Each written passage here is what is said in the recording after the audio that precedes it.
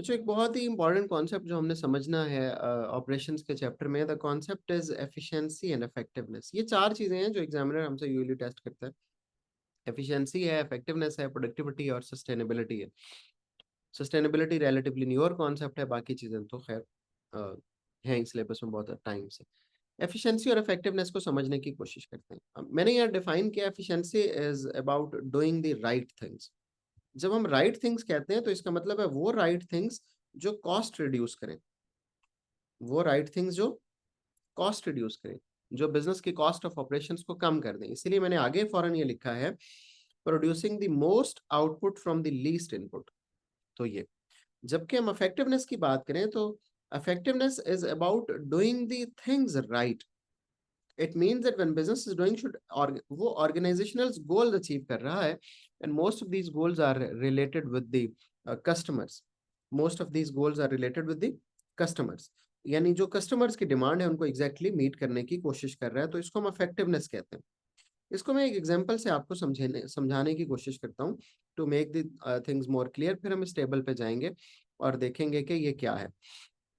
बच्चों, दुनिया में दो तरह के बिजनेसेस हैं। एक Honda car manufacturing, Toyota car manufacturing है, और एक रोल्स रॉयस है।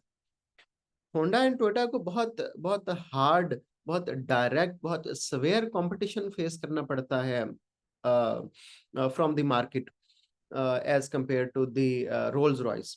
इसकी वजह से they always try to be efficient, they always try to be efficient. उन्हें हमेशा अपनी कॉस्ट रिड्यूस करनी होती है, क्योंकि अगर वो कॉस्ट हाई रखेंगे तो वो अनकम्पेरेटिव हो जाएंगे मार्केट में। लेकिन एक दूसरी तरह का बिजनेस है जिसका मैंने नाम लिया रोल्स रॉयस। उनको वो कॉस्ट से कंसर्न नहीं है। उन्हें क्या करना होता है, they just need to fulfil the customers demand. Customers को क्या चाहिए, वो सिर्फ ये करना चाहते हैं। उन्हें कॉस्ट को कम करने से कोई इशू नहीं है। They just want to meet whatever the cost it is, वो उस पे कस्टमर को चीज बना के देंगे। तो ये जो है that is called effectiveness, customers की डिमांड को पूरा करना। यहाँ पे भी मैंने लिखा है, इफ यू सी, अगर आप देख सकें कि efficiency means resources, sorry, efficiency means resources usages और लो वेस्टेजेस है। जबकि एफिशिएंसी का मतलब, इफेक्टिवनेस जो है ना वो, अच्छा खैर वो दूसरी बात मैंने यहाँ पे लिखी। इफेक्टिवनेस का मतलब क्या है, वो इस टेबल से हम समझने की कोशिश करते हैं।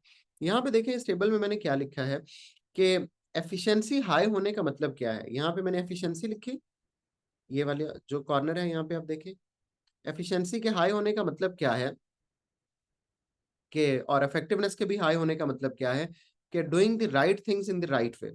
लेकिन अगर उनमें से एक चीज लो और एक चीज हाई हो जाए तो फिर व्हाट डज इट मीन। जैसा कि हम यहाँ पे देखते हैं, इस वाले कॉर्नर में हमारे पास effectiveness is high but efficiency is low. तो क्या होगा, इफेक्टिवनेस हाई होने का मतलब है users are satisfied. Rolls Royce वो सब चीजें बना रहे हैं जिससे कस्टमर बहुत खुश है, but the costs are also high. यही मतलब होता है इफेक्टिवनेस के हाई होने का, कि customer is happy, but the, जरूरी नहीं है कि आपकी कॉस्ट बहुत लो हो। दूसरी तरफ आए इस टेबल की तरफ, जहां पे हमने लिखा है कि हमारी जो,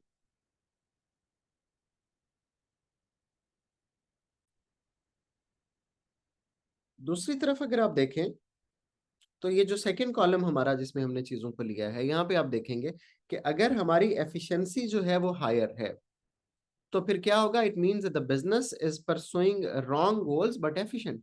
कंज्यूमर को तो वो सेटिस्फाई नहीं कर पा रहा, लेकिन वो चीपर चीजें जरूर बना पा रहा है। और अगर दोनों लो हो जाए, एफिशिएंसी भी लो हो जाए और इफेक्टिवनेस भी लो हो जाए, तो it means that the business is pursuing wrong goals and not producing enough.